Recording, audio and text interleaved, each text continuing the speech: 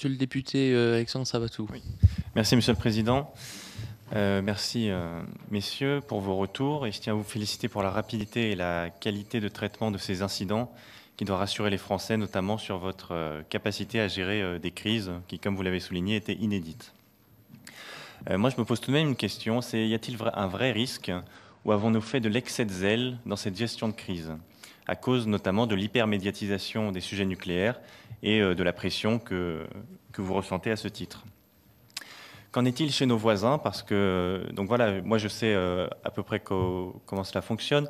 L'ASN fait une analyse, rajoute une marge, et ensuite, chez EDF ou les acteurs travaillant dans les centrales nucléaires, pour que les contrôles avec l'ASN se passent bien, vous rajoutez également une marge. Donc n'en faisons-nous pas trop, ce qui nuirait à notre productivité en transformant finalement cet excès de sécurité en une entrave à notre capacité au niveau du nucléaire.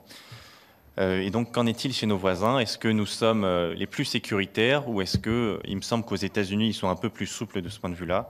Et donc, quel est votre avis sur ce sujet? Et pourquoi cette question? Parce que dans les documents que vous avez mis à notre disposition, vous avez expliqué que ces fissures représentaient 10% de l'épaisseur du tuyau. Vous avez mentionné à l'IRSN la notion de défaut critique.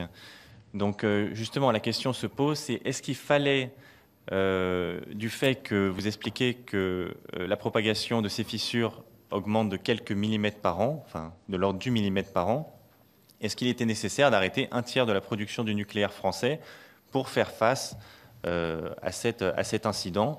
Ou est-ce qu'on aurait pu imaginer de lisser justement cette réparation, cette gestion de crise pour limiter ce que nous vivons aujourd'hui avec la crise énergétique? Et je terminerai mon propos au niveau de la présence de l'Institut Négawatt. Donc je ne remets pas en question du tout l'existence et de votre association ou de ce que vous apportez au débat, parce que je pense qu'il faut du pour et du contre pour prendre les meilleures solutions pour les Français. Mais je me pose la question de la présence de cet institut au sein de cette audition sur ce sujet. Merci. Par rapport à la question de l'excès de zèle que vous avez posée, monsieur le député, c'est une question très clairement légitime, mais nous avons eu le sentiment, au contraire, d'être les plus pragmatiques possibles, avec toujours un seul principe, pardon de le répéter, mais qui est que la priorité absolue est bien celle de la sûreté. À partir de là, quand vous êtes confronté à un défaut que vous ne connaissez pas, qui est dans un circuit auxiliaire du circuit primaire, c'est-à-dire dans un lieu qui est évidemment très particulier dans une centrale nucléaire, la moindre des choses, c'est de prendre le maximum de précautions. Et nous pensons avoir eu raison de le faire avec le recul du temps, pas simplement au nom du principe, mais tout simplement parce que la taille et la profondeur d'un certain nombre de fissures, notamment quand elles sont sur l'ensemble de la circonférence, renvoient à des analyses de sûreté qui doivent être très clairement remises sur le métier. C'est le travail que nous sommes en train de faire tous ensemble avec l'ASN et l'IRSN. Donc non, nous n'avons pas eu le sentiment d'en avoir trop fait, au contraire.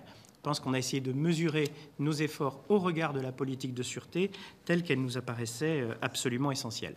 Par ailleurs, la réglementation française, et qui est de bonne loi, dit que sur ces tuyauteries-là, on n'admet pas de défaut, on n'admet pas d'aléas, et ça paraît aussi assez naturel que de pouvoir garantir à nos concitoyens que lorsqu'on approche le circuit primaire, on a affaire à un matériel qui est dans un état d'exception.